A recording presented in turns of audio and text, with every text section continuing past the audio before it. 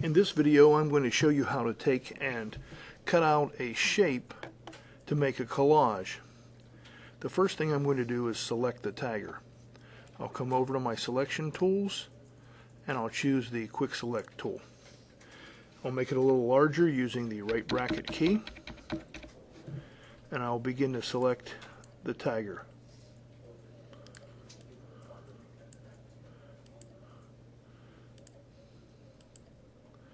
As I need to get into the smaller areas, I'll reduce the size by simply using the left bracket key.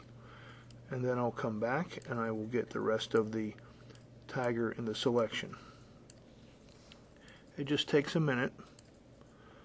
Let's see, I missed some of the ear. Select that. This paw needs to be selected. Looks like it's pretty good for most of the place except for the tail. So I'll reduce the size again using the left bracket, and I'm going to come over and I'm going to select the rest of the tail.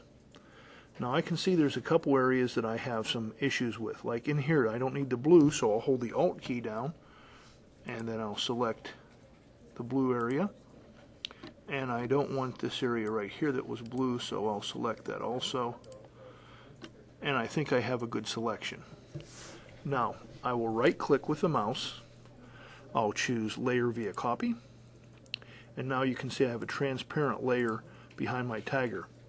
I can actually get rid of my background at this point. I'll throw it away, and I want to make a new layer. It's going to be a layer of white, so I'll go under Edit to Fill, and I'll choose white.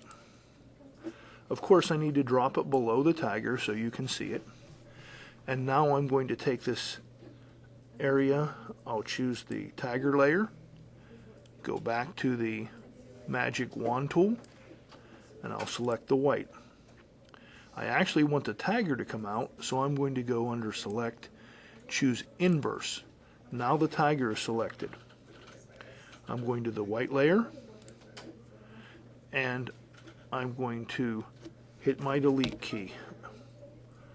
Now you can see when I take the tagger layer off, there is an empty spot. So I'm going to take my tagger layer, I'll throw it away, and now all I have to do is to Control D to deselect. At this point, I now have an image that's ready to be placed and with collage pieces. I want to make sure that I have the right size. In this case, I will check my image, go to image size. I actually want my width to be about 34, so I'm going to make it 34 and say OK. Control 0 will get it back so I can see it all.